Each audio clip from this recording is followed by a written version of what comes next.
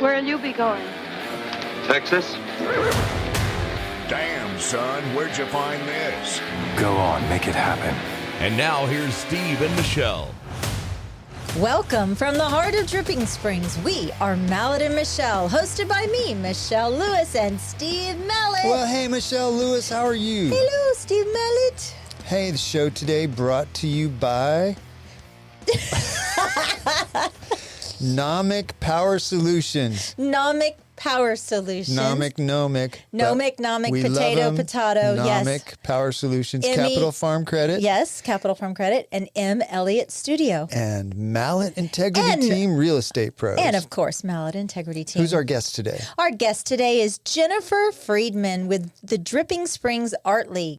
They're putting a little culture in Dripping Springs. And who doesn't need a little more culture right now? You uncultured swine. I am.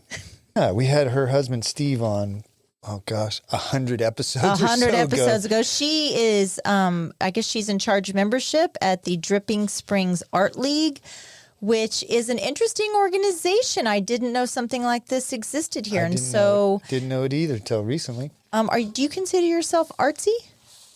I consider myself fartsy. Artsy fartsy. You know, I heard something, as a matter of fact, it was today, and it says, I do what I do for a living to fill my financial bucket, but I do X, the podcast, right? It wasn't talking about a podcast, to fill my creative bucket. I think that's why I think so too. I think it's one of the reasons we love doing this is that we get to fill our creative bucket. I would say some people would say we're artists, but I won't go that far. I say you're fartsist. You're a fartsist. Yeah, art is an interesting thing to me because there's an old saying. I can't remember who it is. It's very subjective. Somebody says something like, I don't know what art is, but I know it when I see it.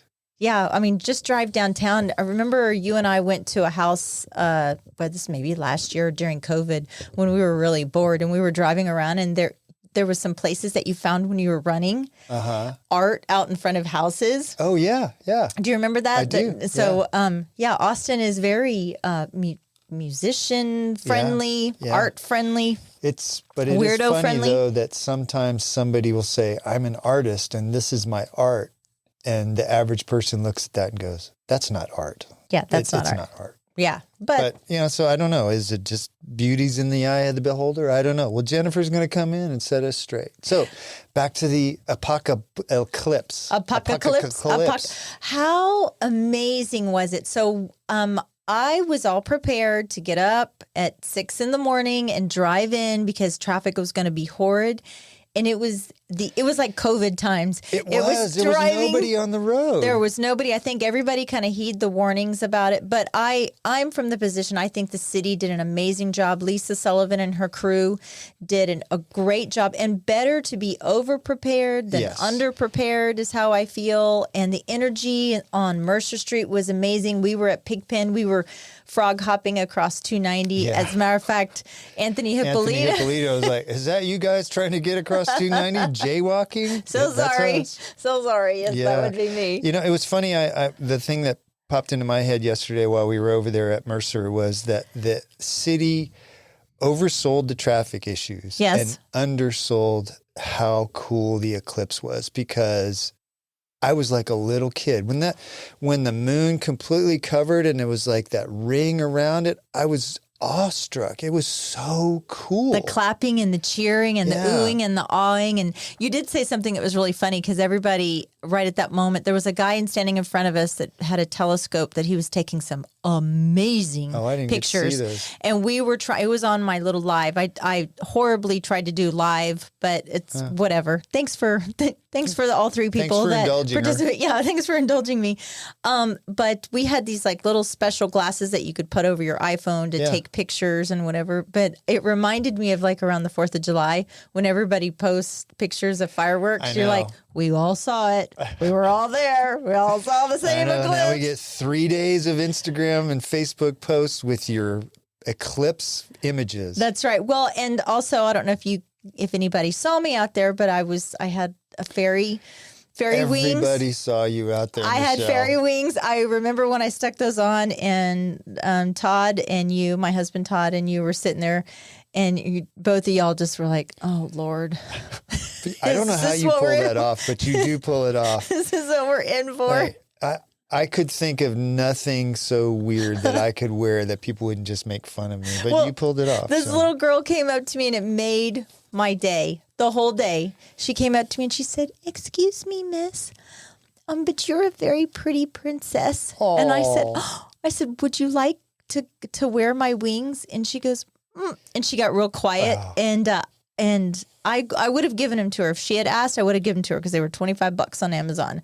But she didn't ask, so therefore I wore them for the remainder of the day, and you may see me walking down the street with them. You should wear them as part of your office. I'm wearing them at the parade. I'm wearing it at the parade. But did you hear about the Burn It Music Festival? 30,000 people go up to this festival. What was it called? I think it was the Eclipse Festival, but... yeah, they had 30,000 people that were there, like 34 people, which I guess is not out of the ordinary. 34 people went to the hospital in ambulances, and one guy was hiking and died. Of a seizure, something. Yeah, which probably wasn't related to the festival, but the festival was called off on the day of the eclipse because what the city said, city of Burnett or County of Burnett said that it was due to extreme weather, which there wasn't any extreme weather. Okay, what I know about Burnett is my great uncle used to live there, and it's a lovely town, but it's basically filled with, the majority of them are retired golfers. And so a lot of the citizens were complaining about the noise, and one of our coworkers, Ashley, she said, "I stayed in Burnett that night," and she goes, at 3, 4 o'clock in the morning, all I heard was EDM music. Jeez, yeah. So that would drive me nuts too. So the residents probably complained enough that they shut it down. Can you imagine something like that happening here in Dripping Springs? These people would lose their minds. I met a guy at Pigpen yesterday, Doug from Colorado. Colorado. Him and his wife came all the way out here from Colorado. They were going to go to Fredericksburg. They hired a driver, Dave. Yes, nice guy. His company, super nice guy. But they were driving out to Fredericksburg. They got to Johnson City, and the traffic was stopped in Johnson City, and Dave asked the sheriff. He said, "What, is it opening up on the other side?" He goes, "This is the traffic going to Fredericksburg from Johnson City." So they turned around, came into Dripping, stopped at Pigpen, and they said it was spectacular. It was better than they expected. Maybe the weather was what scared people away from right here, but wasn't it amazing, Steve? When miraculous. The clouds just, like this little hole just appeared, and you could see everything. Right for the period of time. Yeah. Because within minutes of the eclipse starting to go the other way, when the sun was starting to be exposed, the clouds came back in. It was amazing. Yeah, it was really cool. The next one is going to be, the next total eclipse is going to be in 2026, but not in the U.S. You're going to have to go to Greenland, Iceland, Russia, Spain. You can go back to Spain, or a small part of Portugal, but we're not going to see another one here in the U.S. till 2044. Yep, says major coast-to-coast eclipse in 2045 across the U.S. Partial lunar eclipse in September, visible over Europe, Asia, Africa, North America, and South America. 2044, you'll be in your 80s. I will be dead.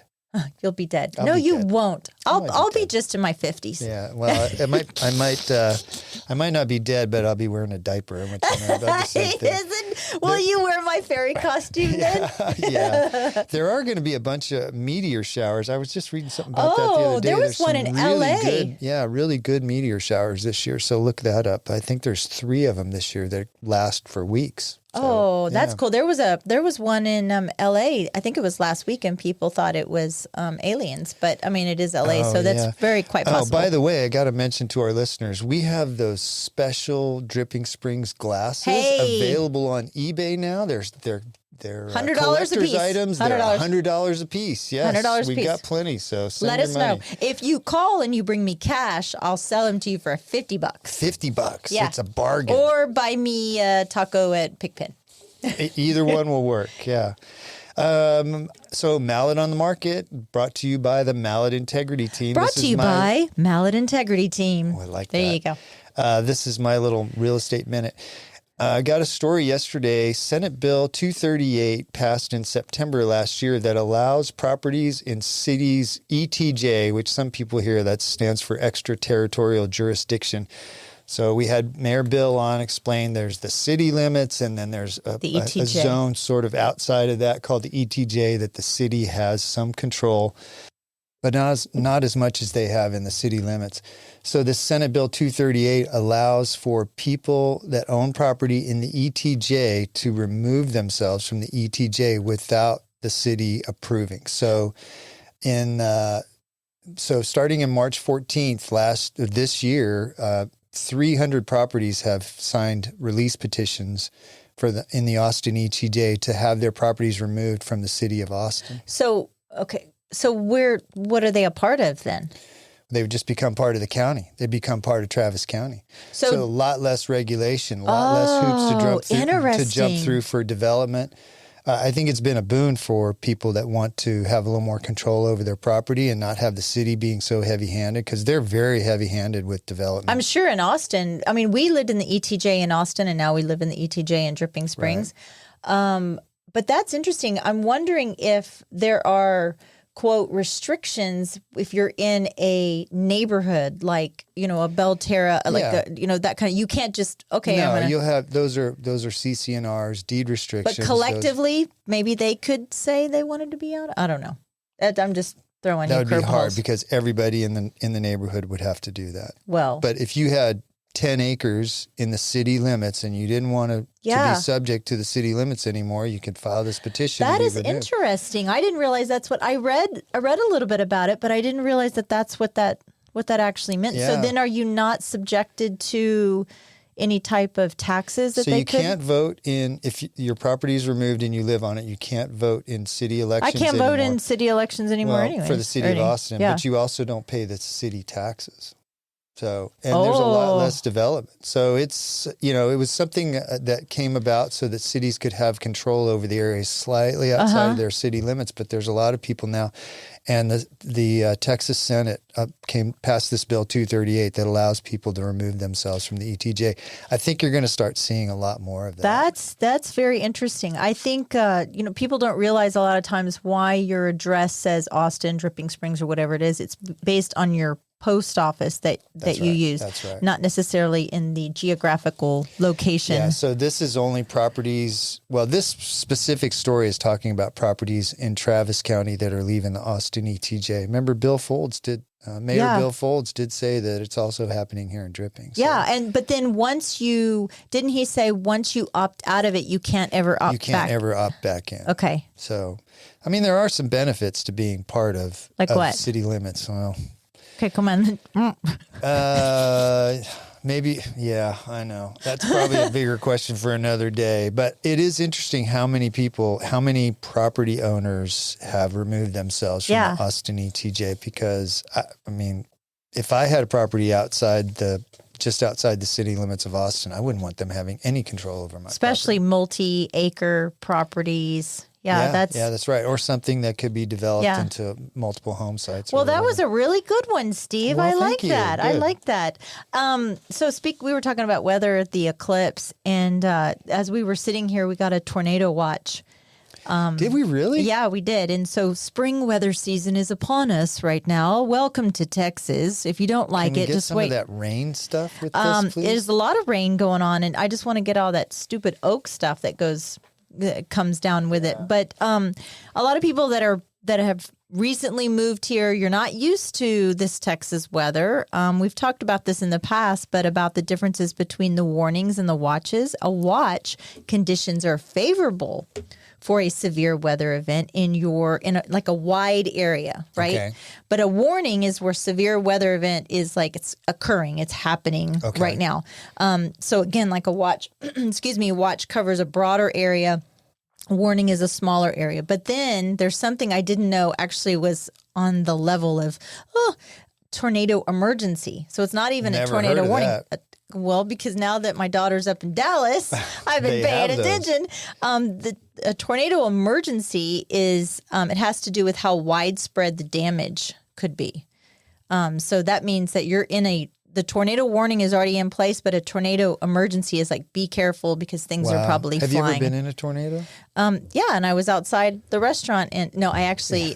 Did you see it? No, I actually was in a tornado when I was doing school safety audits, and I was up in the Dallas area, and I was at the Holiday Inn Express. Have I ever told you this story before? This is pretty funny. Okay, so I was at the top floor at the Holiday Inn Express, and my lights kept flashing. And so it's like 3 o'clock in the morning, give or take. I look outside, and the sky is green, like the weirdest color green.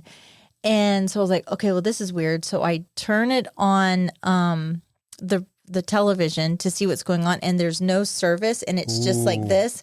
But all for the people that are listening, she made these like weird motions with her hands. It's really squiggly, but all you could see was there was a porno on TV. It had knocked out the satellite or something, and so I called downstairs, and I was like, is there something going on right now? He goes, yes, we're in a tornado warning right now. And I said, well, yeah, because my TV's only playing porn. And he started to laugh. So tornado. Yeah, pornado. And a tree had fallen over. I mean, it wasn't widespread damage. My car was fine. The next morning I go to check out, and I'm terrified because I'm working for school districts, right? For the state of Texas, Texas School Safety Center. And I wanted to get my itemized bill, and I wanted to make sure that I wasn't charged for anything. For the porn. Yes. And so I get it. No tornado. And I was like, can I please have an itemized bill? And I'm looking at it, and he goes, oh, yeah, you're that porn lady that called. The porn lady. So there we are. But welcome to Texas weather, where you never know what you're going to get. You never know what you're going to get. You never know. I guess my dad, who's a new Texas citizen, will probably listen to this. Dad, that's what you're in for here. We have tornado watches, tornado warnings, and tornado emergencies once in a while. Well, you know that Texas gets more tornadoes, averages more tornadoes than any other state in the union. 137 That must tornadoes. be because we have the cities, but there's so much area where there isn't a dense population that we don't have as much damage. I guess so, or there's a lot of flatland up there. But, the Texas spring weather, you're going to have tornado. We've had straight line winds come through here. Remember years ago, Belterra had that straight line wind that hit there. Hail, we get a lot of hail, but one of the big things we get here in Hill Country are the flash floods.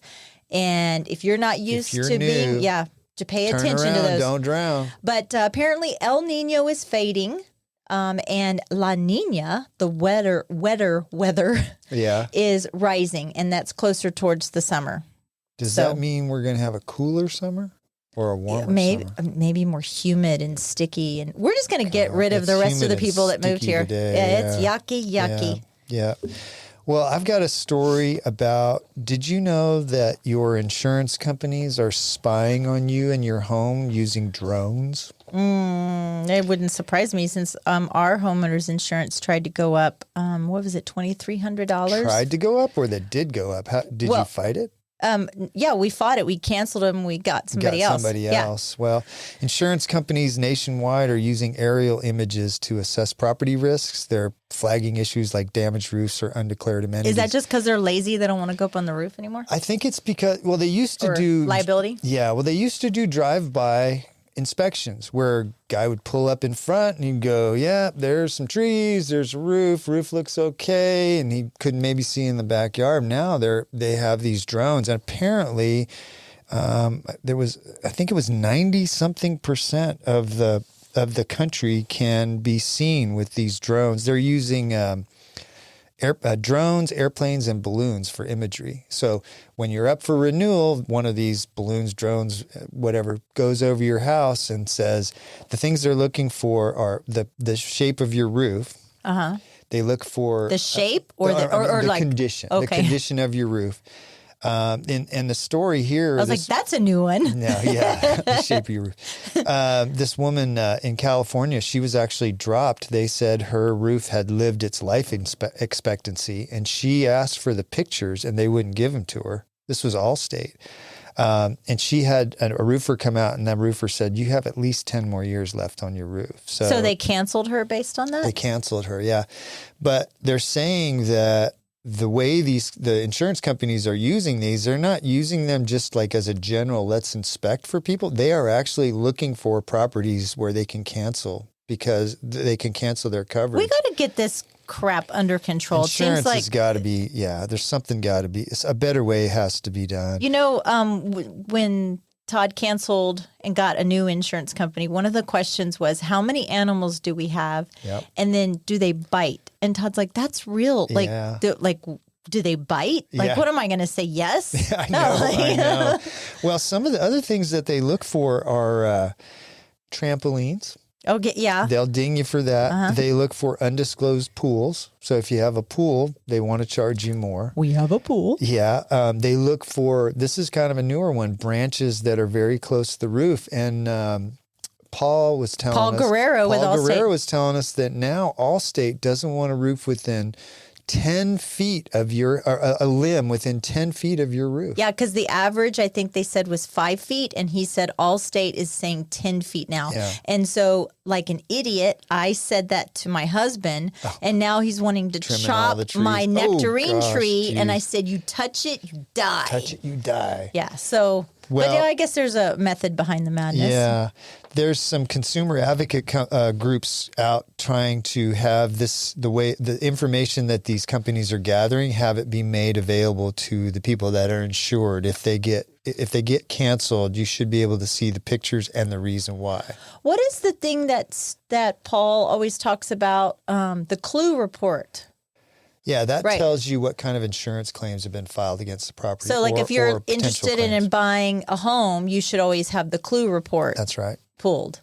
Yeah. While you're in your option period, because you don't want to. So the way that would work is you find out somebody made a claim, got $14,000 for the roof, and they didn't replace the roof. Is that like forever and ever? Like, does the clue report follow? Oh, it does. It follows the life of the address. 500 years from now, you will be able to pull a clue report on your house, Michelle, forever. I'm just saying, smartass. I'm just saying for the life of the property. Like, yes. It doesn't matter how many owners, right? That's right. Okay. That's right. There's anyway, Michelle's real estate minute. Yeah. It's something to be aware of, you know, that if you hadn't thought about that, you put a trampoline up in the backyard for your kids and your homeowner's insurance goes up $1,000. What about a zip line? Ooh. Zip line might be the same.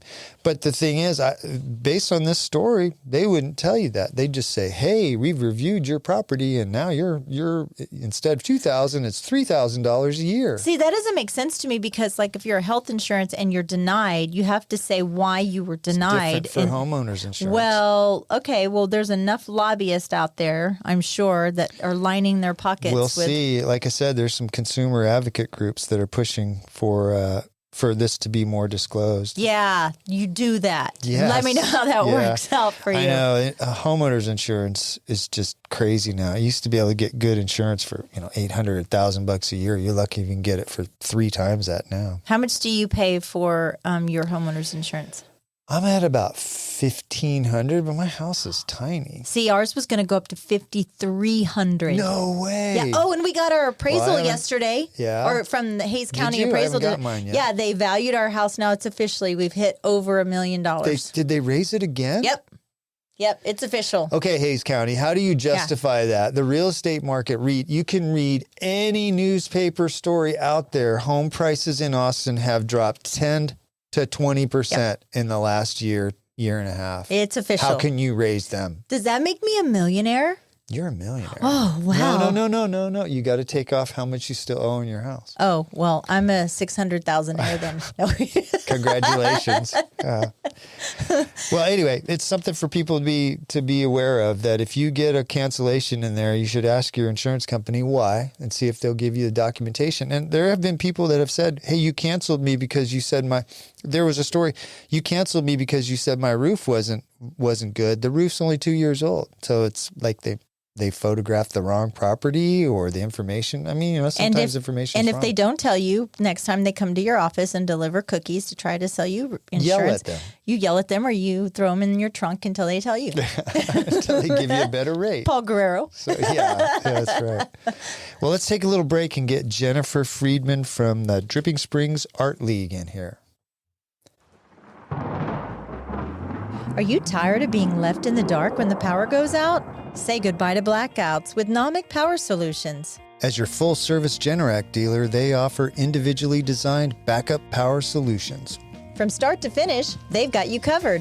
Nomic Power Solutions, keeping you powered up. Call or text 512-387-4232 or visit nomicpower.com.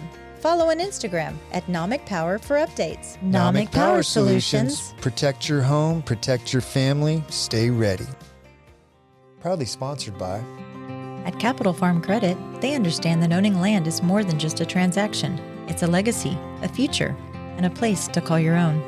For generations, Capital Farm Credit has been the trusted lending partner for land loans, farmers, ranchers, and rural dreamers just like you. Their personalized loan solutions cater to your unique needs, making the journey to land ownership smoother than ever. Capital Farm Credit, your land, your legacy. Visit capitalfarmcredit.com or Mark Rutledge at 512-892-4425. Capital Farm Credit, an equal credit housing lender.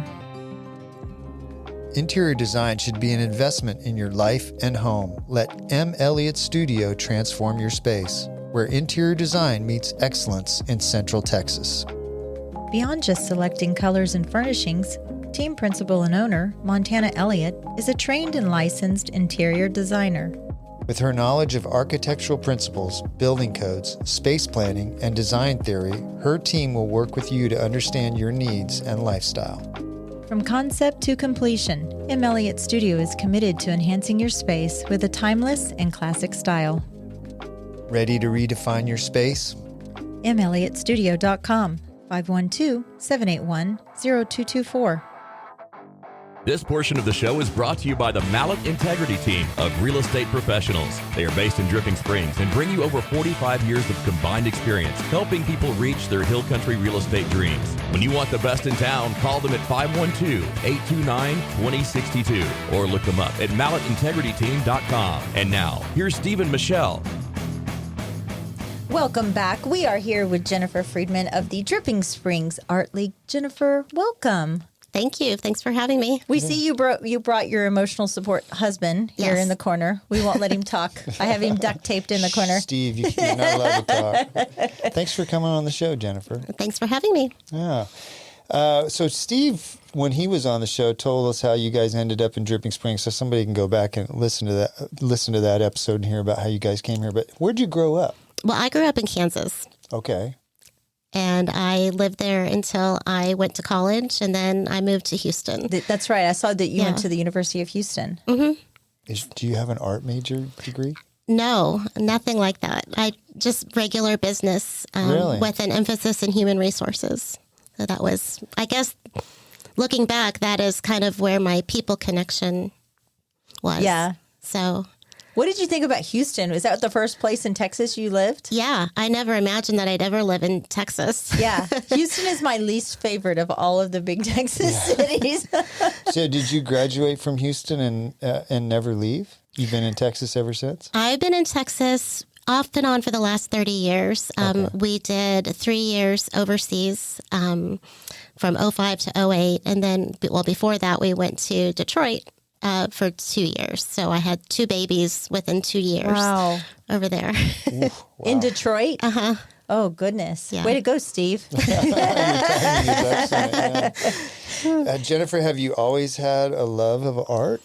I would say that I've always been a creative. When I was a little girl, my mom frowned upon me just sitting and watching TV. I always needed to be more productive. So at a very young age of like 7, I was latch hooking rugs. And then I learned how to crochet and cross stitch, needlepoint, all that sort of fiber arts. And then after my kids were born, I started scrapbooking. And that was sort of my creative outlet. But I didn't become an artist until maybe 5 or 6 years ago, that looking back. So what's that point where you started considering yourself an artist? What happened at that time that you said, oh, now I'm an artist? People told me, your art's really good, you should sell it. And I was like, no. It's not that good, really. Did you pass that talent on to your kiddos? My kids are creative. Yeah.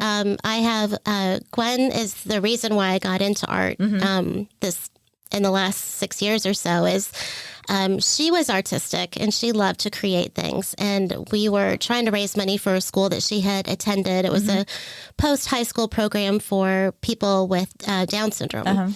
And so we were raising money at our annual gala. And after this is the third year, I decided I'm not going to ask my family and friends for more money.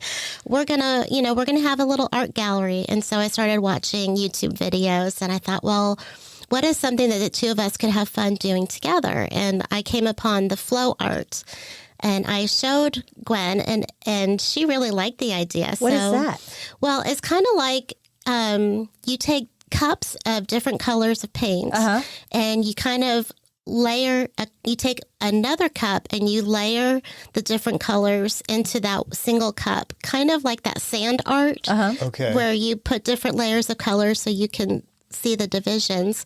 But then what you do is you take a canvas and you pour this cup onto the canvas. And so all the colors just spill out and move around. And then you take the canvas and you start tilting it and you just kind of watch it as it does its thing. It'll run to that corner or run to that way. And then the colors start swirling and mixing and some of it falls off onto this like wax paper that I have underneath to catch all the drippings because it's very messy. And we had a great time with that. I bet. So that was kind of the very first thing that I felt like, oh, this is really creative and I'm getting my hands dirty. Yeah. Right. So... Is that when people told you that your art was really good, is that one of the things that you were doing that people said, oh, you should sell this? Or is that more Gwen's thing? That was what I did with Gwen. And then we actually made jewelry from the paint runoff. When paint dries, it becomes like fabric that you can actually peel off the wax paper and you can cut it into shapes. So we made a bunch of jewelry for our little art gallery and she sold out of everything like right away. No way. Yeah. So that's cool. She has no inventory left. I do. It looks like you need to do this again. Well, I keep looking at it and I think many times I go back in my art journey to where I was before. And I start, for instance, Zentangling. That was one of the earlier things that I did was just learn how to doodle and to make it look cool. And actually that's being implemented into some of my current art. And I haven't done that in like 5 or 6 years. So everything just seems to kind of come around. And when it comes around again, I'm more comfortable with it and I know better how to use it because I've experimented with so many other mediums. So what do you, the term artist to me, and you just gave a perfect example of that. What differentiates somebody that sits at their desk and doodles and it looks cool with somebody that calls himself an artist? So I think the name artist sounds very defining. I actually like to think of it as creative. There are people that are creatives and their art might take various forms from, this jewelry and flow art to sculpture and oil painting and digital and collage. And so I feel like artist is just a loose term, but it's really the person is the creative creating. And everybody's an artist. Has the community of Dripping Springs over the last couple of years, Wimberley, in my opinion, has always kind of been the art hub of the Hill Country. So is Dripping Springs kind of getting the overflow from Wimberley, or are we different than Wimberley? Is our art different or? Well, Wimberley has amazing art and amazing artists who are very well established, and they've had their community for a number of decades, so they are more substantial there, and we're supported by their community. Right? And our community, I found. We have a lot of creative people. We have a lot of new people moving here, and people are looking to form community. And I think one of the very first things that I did when I moved here is I formed a art circle with Belterra residents. It was put in the weekly newsletter that went out every Wednesday. And so I just wanted to find my people, see who else was out here that was creative. And so with that, that's how I started finding my people and realized soon after that there were 60 people in our little Facebook group. And was like, okay, I think that there's something here. People are wanting to have that community and get together. Culture. They're searching for some sort of culture, I guess. And no matter where they are in their process, if they just want to learn something, or they're very seasoned, or even art educators themselves. So, is that what made you want to start the Art League? It just feels like it happened very organically. I felt like I had this need for building a community in my neighborhood, just so that I can feel a connection. I was an empty nester when I moved here, so I knew nobody, had no friends, and no activities on my calendar. So I really felt like I needed that connection. And after the first year of living there, I had the opportunity to curate the gallery at Salon Mystique. And so that was really cool. I did that for a year. The first year, there were 5 artists, the first opening. And then as the curator, I brought in more artists. And the second round, we had 15. And then the round after that, we had 35. And I was realizing that I was more enjoying having their artwork on the walls as opposed to just mine, because the first go around, I probably had 150 pieces of my own art on the gallery. And I was like, okay, this is just really, really out of my comfort zone. But I started to accept that my art is on display there and it's for sale. And that's probably when I kind of felt like I was more of an artist, because I was more official in the sense that I had art on the wall and for sale and prices and all that. But I think bringing other people in and having them answer the call for artists was really something that gave me a lot of energy. And being a very shy, introverted person, making a connection in something else that I have a passion with helps me to get past that. And so I realized that there's a lot of artists here, and there's a lot of creative, talented people, and I just want to get to know them. I want to get together. And you opening the gallery there at Salon Mystique allowed them to put their stuff on display. Right, and many of them had never done that before. Yeah, that's really interesting. You've provided an opportunity for people that have kind of, closeted artists. Yeah, I bet that's really nerve-wracking. I would say that some people are very happy to talk about their art, and other people may have never shown their art to anybody else before, let alone spoke about it. And so at each of our opening receptions, I let them know weeks in advance that, you have an opportunity for 1 or 2 minutes just to share your story, what kind of art you make, what inspires you, what kind of media you do.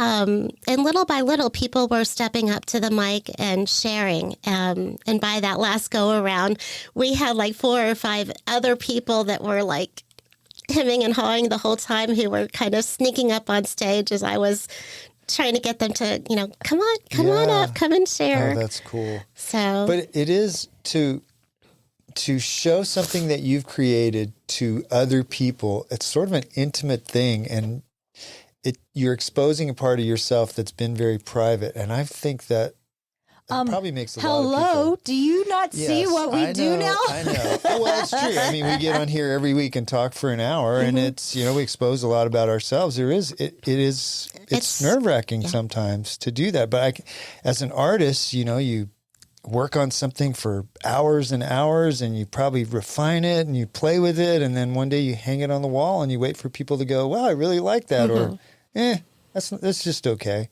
So how do people handle the criticism of that when they first hang their art up? Well, first of all... Or the people that love it. Well, I would say art is very subjective. There is somebody who appreciates every kind of art that's out there. It just needs to be put out there into the universe. And that's what one of my sister-in-law's friend told me that early on, was that you are being selfish keeping your artwork to yourself. You need to put it out there into the universe because people need to see it. And I was like, that's terrifying.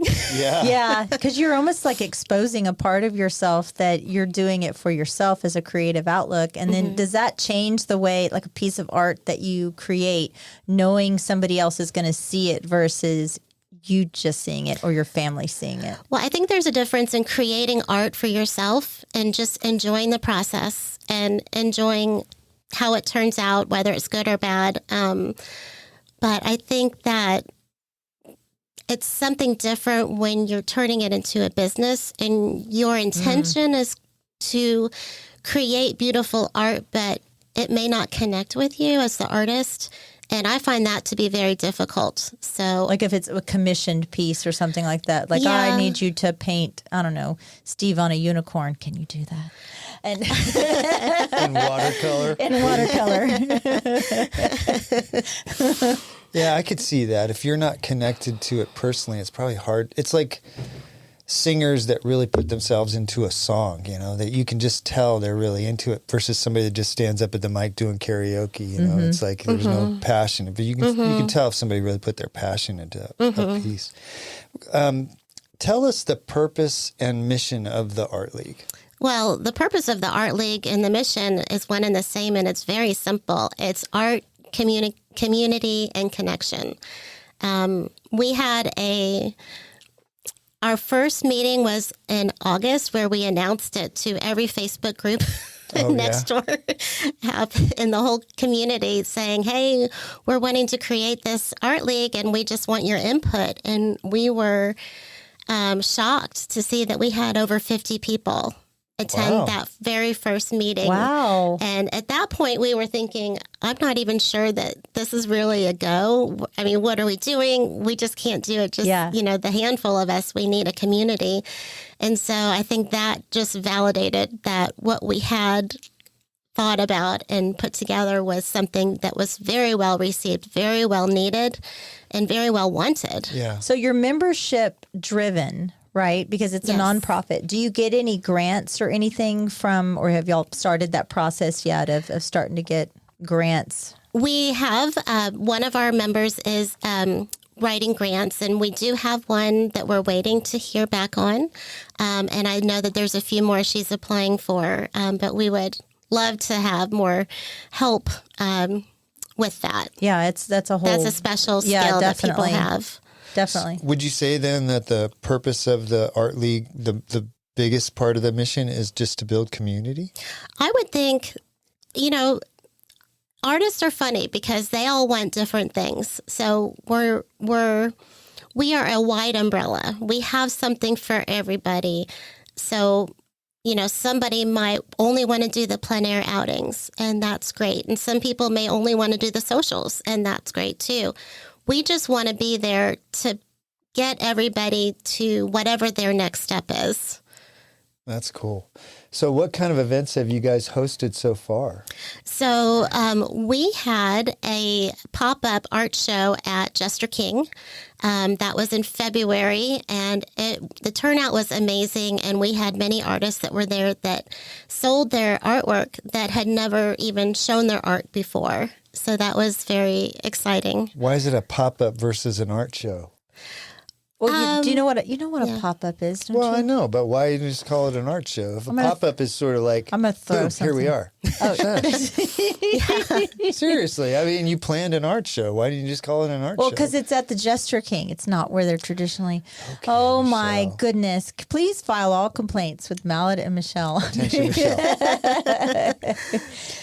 Was it strictly like what you were saying at Jester King? Was it just strictly a certain form of art, painting, digital? Was it everything?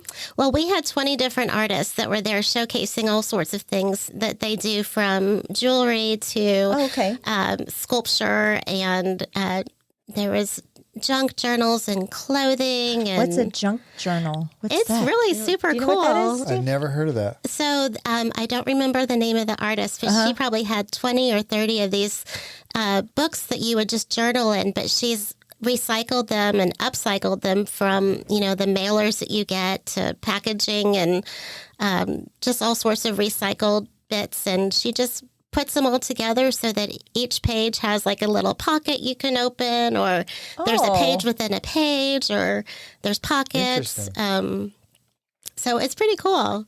I like, what is the Collaborative Critique Club? I may have to join this one. So, that is, we have, like that one.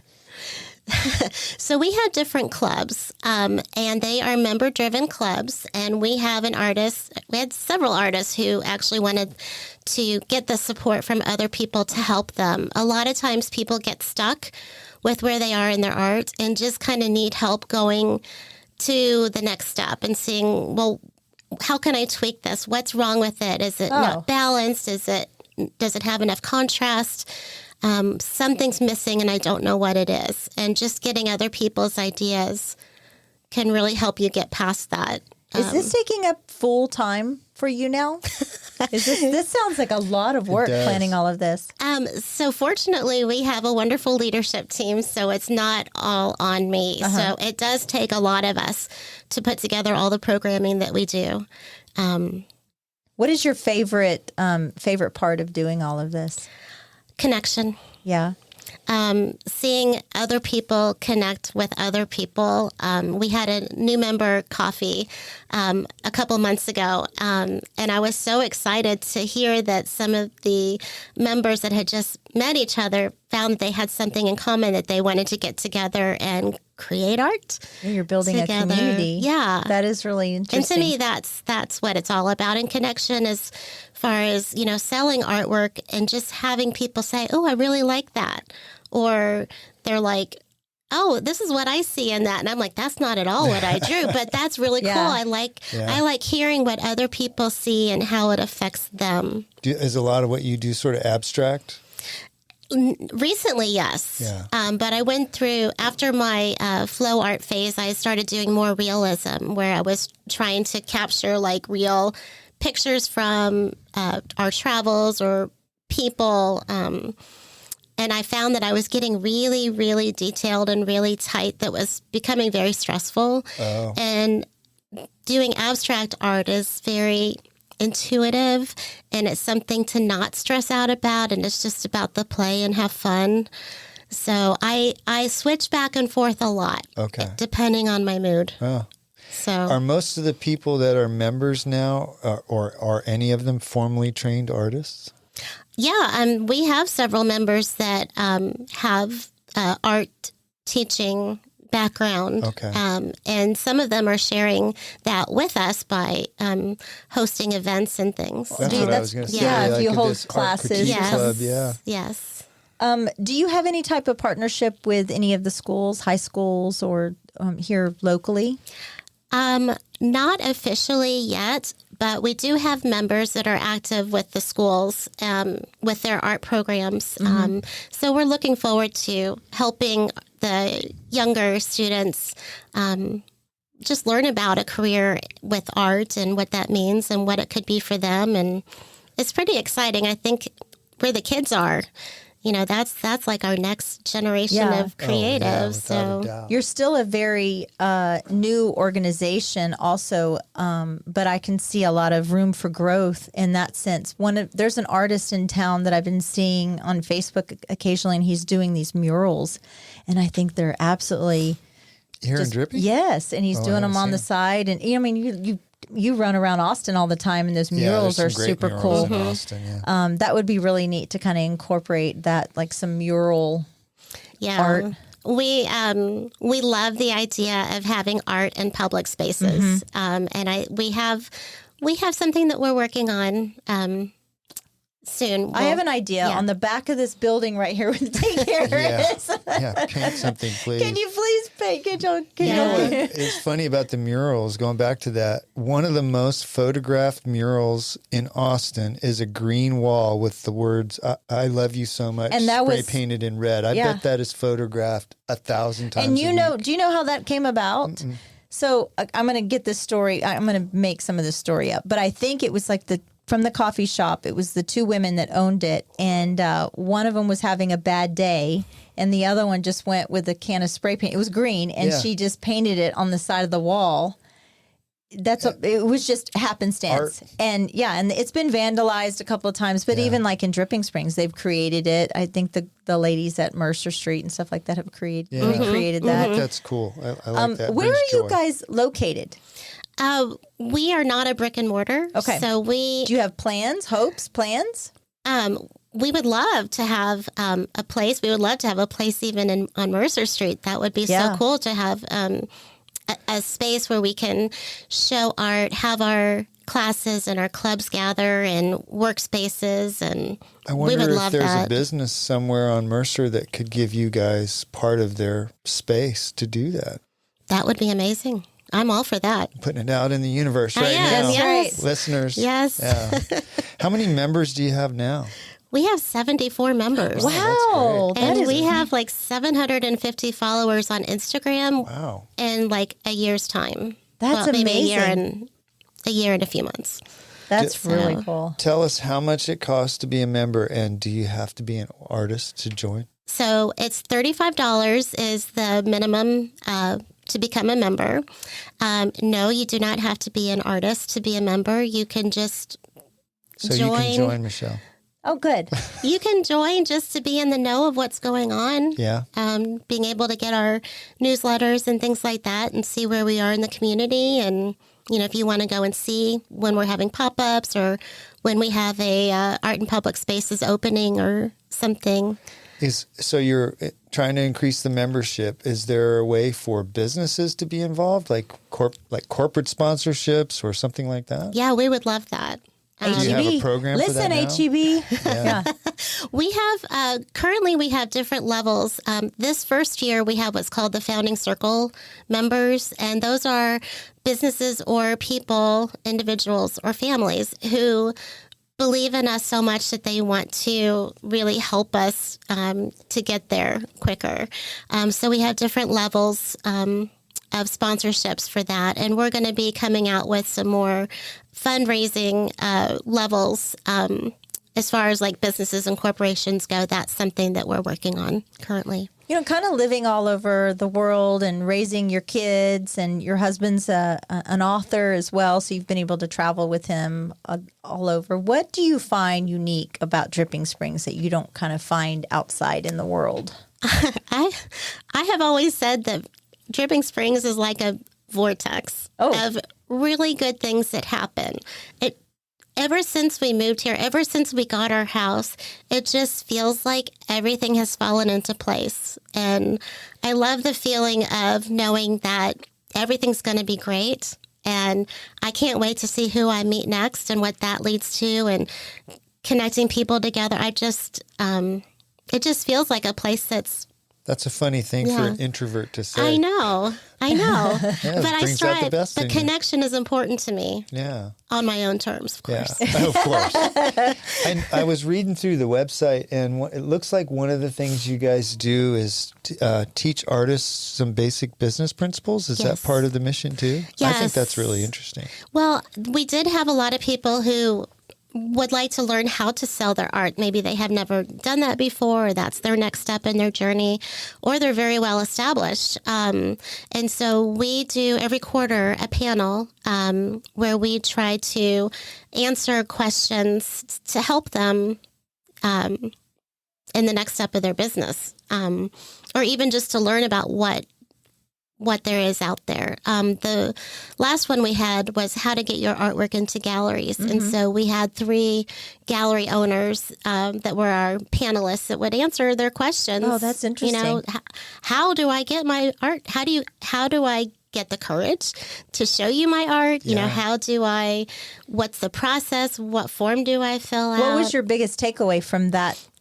particular talk? So my biggest takeaway is that we were at Primal Gallery. Joe has a wonderful space that we were able to have our meeting at, and I asked people to raise their hands if they've never been there before, and like 2/3 of them raised their hands. Huh. This is the gallery with the most amount of artwork. I think he represents 65 artists. Oh, geez. And our artists don't even know about it. So I was so surprised about that. And actually, since then, several of them have added their artwork into his collection. Wow. So that's cool. Yeah, the thing that jumped out of me on that is, so you create some art and you're looking at it and you think, okay, I want to get it in a gallery. Do I charge $50 for this? Yeah, how or do you? $5,000. Is it what the market dictates? Yeah. How do you? You know, that is the hardest question to answer. Some people have that down to a science where it's like $1 per square inch or whatever that is. Some people just say, "I'll take anything." Some people are. I think that I'd be happy if I got 150. Like that would make me feel good. That would cover my supplies and I'd be able to get more. So it's kind of asking yourself, what are you trying to get out of it? Yeah. Or how much would you let it go for? Now, sometimes I've had artwork that I priced very high because they were some of my favorite pieces, and I was kind of hoping that they wouldn't sell because I really like them. But people were willing to pay the higher prices. So you just don't know. You might have heard of this. It's been 20 years ago, maybe longer. I think it was Dole did a test in grocery stores, and they packaged these like little mixed fruits and nuts and things, and they put them in one store at 39 cents, and they put them in another store at $1, and they put them in a third store at $1.99. Mm-hmm. Which store do you think sold the most? I'm at a loss. I would. My intuition tells me $1.99 because it's $1.99. Yeah. Which, and the reason I'm pointing that out is, if you create a piece of art and you really love it, and you've shown it to your family and they really love it, why wouldn't you charge $1,000 for it instead of whatever, $150 to cover your supplies? Because somebody might pay that. And if you put $1,000 on it, that person looks at that and goes, I would love to add this to it. They're thinking about it changes from just some little local artist to, I want to add this to my collection of art. So it is a science. It's a science and an art to price things correctly. And so if you guys could help artists with that, I think that's a great thing. You're an artist in real estate, Steve. There you go. Artist in real estate. Yeah, right. For sure. Who is your favorite artist? Who do you look to guide you? I don't have a favorite, but there's many YouTube artists that I follow. And I follow them because there's something, when they talk about the process, when they're doing that in front of you, it's like, yes, I've been there. I understand that. I know what that feels like. And that thought process is, how do I get through this? And those are the artists that I like the best, is because they share how they do things and how, when they mess up, because we all mess up, how do you fix that? Where do you go from there? Happy little trees. That's what you do. You just make a happy little tree. Happy little tree. Happy little tree. What's the name of that guy? Bob. Oh, come on. I don't remember his name. I can see his face. What's his name? Guy. You know what we're talking about? The guy that painted all the real pretty lake scenes. Oh my goodness! I'm gonna cheat, and it's gonna come to me. Like a picture every day of his life or something. Happy little trees. Yeah. That's what we're gonna. Oh my gosh! There he is, right there. Oh, Bob Ross. Bob Ross. Yeah. Okay, I knew that. I totally blanked on his name. Okay. Yeah, see, no accidents, just happy little trees. Just paint a tree on top. That reminds me, when I was in third grade and we couldn't go outside because it was raining, we would go into this classroom and they would wheel in the TV with the VCR, and the VCR would have that. With Bob Ross on it. Tapes. And I remember just being mesmerized by it. I had a Bob Ross chia plant. You grow it in his hair. Oh my God. It would. How do that's little twitch. Rabbit trail. That's right. There. How do people find out about Dripping Springs Art League? So you say you have social media, and we also have a website too. Yes, our website is artanddripping.com. Okay. Because we are art and dripping. So that's really how they can find out about us. From there, you can see all the events that we have coming up. There's a place to RSVP. There's a membership page. We have a partnership page for people to see who we do partnerships with, like the Cordovan Art School has hosted a couple of our events. We have Jester King. We're having another art market pop-up. You can say pop-up. Art market. I feel bad now. Coming up next month. And then we have, this week, Fitzhugh Brewing is hosting us for a Fiber Arts collaborative. I love that. I love that the local community has kind of embraced you in such a short amount of time. Yeah. So that's really amazing. Jennifer, thank you so much for joining us today. Yeah, this has been great. Before you close this out, I want to ask you, because I think you're probably going to get some members that are new artists, and you're going to have some people that are very timid. How do you encourage somebody to really take charge of their art, to really dive into it? Oh, that's a good question. I think it's about putting yourself in a place where you can be inspired, whether it's with other people or out in nature. You need to be able to get that connection yourself. Yeah. I think it's really hard to put yourself out there where people will see what you've poured yourself into like that. Mm-hmm. So I'm glad that you guys have set this up. It's kind of like what we do. Well, yeah. But is there any other events you want to point out real quick, and then we'll wrap up? You talked about, you have the new Jester King one that's coming up. Yeah. Right. Oh, we have the plein air. We have next, in a couple of weeks, we're going to be painting poppies at one of our members' house. She has poppies and bluebonnets. April turns the Texas Hill Country into a wildflower haven. Look at that. Those fun. Poppies. That would, go to their website. They have a lot of good information. And thank you so much. And Steve, you behaved yourself. You did very good, not Steve. You, Steve. Yes. No, you did good over there in the corner. You didn't interrupt. But do you want to say hi? Hi. Well, it's easy when Jennifer knows a lot about art. It's in her blood. And it's really been the catalyst for the formation of the Art League, and the community that she's striving for is common across our whole community. So we're just really excited about where we've come from and what's ahead for the Art League and for Dripping Springs in general. We're excited to see what you all do with this going forward. So. I just want to reiterate that it's not just Steve and I that formed the Art League. We are part of it, but we have the original members also that we would like to thank, and they're the galleries that we had the tour with last May. So, that's wonderful. Yeah, I'd like to those thank them too. And those galleries you can plug those galleries. I would love to. Handmade at Nutty Brown. Okay. Blue Sky Art on Wheels, Primal Gallery, Mercer Street Art and Boutique. The gallery at Salon Mystique, and Studio 13, I believe. And Two Moons Art Loft. Yes, I knew there was another one. That's great. Yeah, I'm glad that you're doing this. We need to have a bigger art presence in this community, and I think you guys are just starting to open the door to it. So it'll be fun to watch what y'all do. Yeah, and I think that this art tour that we had originally put together last year was to help people realize that we do have art here and to come buy it, come and collect it. Yeah. Support local. Support local. That's right. So. Well, thank you, Jennifer, for coming in. Thank you, Steve. We appreciate your time today. Thank you. Ready to turn your land dreams into reality? Look no further than Capital Farm Credit. Need a loan for your perfect piece of land? Capital Farm Credit is there for you. Their dedicated team will tailor a loan to fit your unique needs because your dreams are their priority. Capital Farm Credit. Your land, your legacy. Visit CapitalFarmCredit.com or Mark Rutledge at 512-892-4425. Capital Farm Credit. Together, we're better.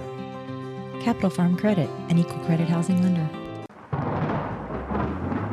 Nomic Power Solutions, keeping you powered up. Get to know your local full-service Generac dealer. Cody and Dylan with Nomic Power Solutions are a veteran-owned, Texas-based Generac dealer and installer. Offering low monthly payment options, it's never been easier to gain independence from the grid. Call or text 512-387-4232 or visit nomicpower.com. Follow on Instagram at Nomic Power for updates. Turnkey service including design, plumbing, electrical, and permits. They even offer set-it-and-forget-it maintenance plans. Nomic Power Solutions. Protect your home. Protect your family. Stay ready. Elevate your living experience with M. Elliott Studio, your trusted partner in interior design, registered and licensed by the state of Texas. You want your home to reflect your personal style and identity. Investing in a well-crafted design doesn't just beautify your home, it enriches your life.